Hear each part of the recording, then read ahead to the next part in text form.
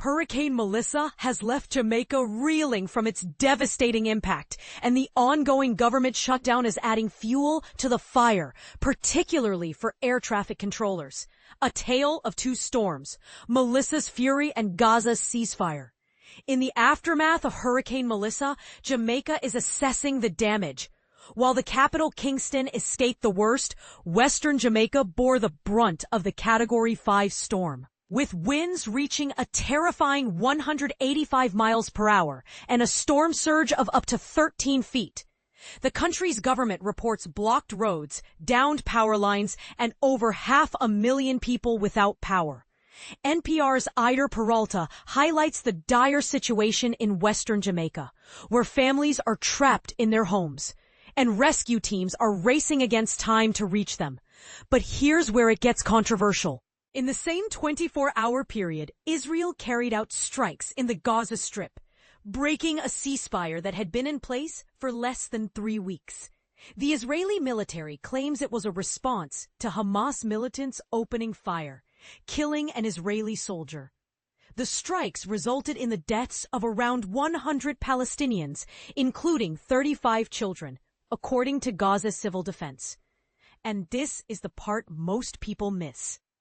The ceasefire was reinstated, but the dispute over the search for Israeli hostage bodies in Gaza threatens to unravel the fragile peace. The shutdown has disrupted flights across the U.S., and with no end in sight, the situation is becoming increasingly dire. The Controllers Union reports that some workers have turned to gig work, like driving for Uber or DoorDash, to make ends meet. While these workers are in the minority, it adds stress to an already challenging job. NPR's Joel Rose highlights that even before the shutdown, there was a shortage of air traffic controllers. So any increase in sick calls can have a significant impact on the system.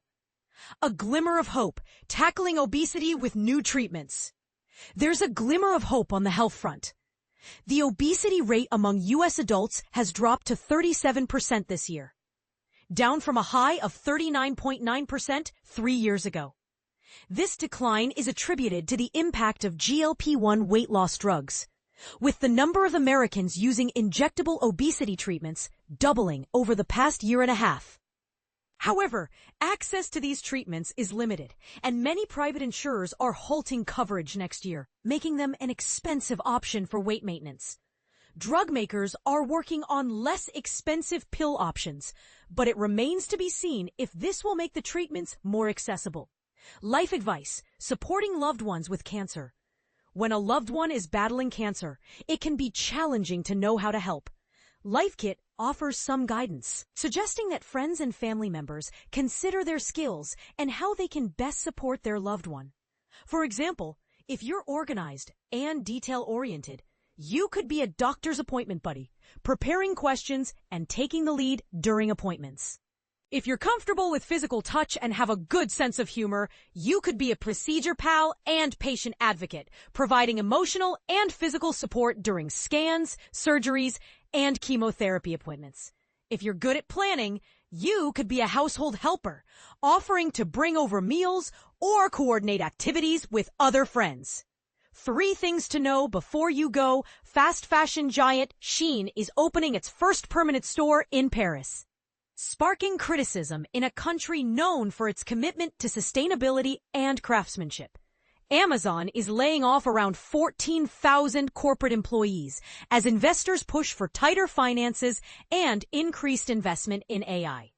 A coalition of charitable foundations is launching the Literary Arts Fund, committing at least $50 million over the next 5 years to support fellowships, writers' retreats, book events, and translated literature.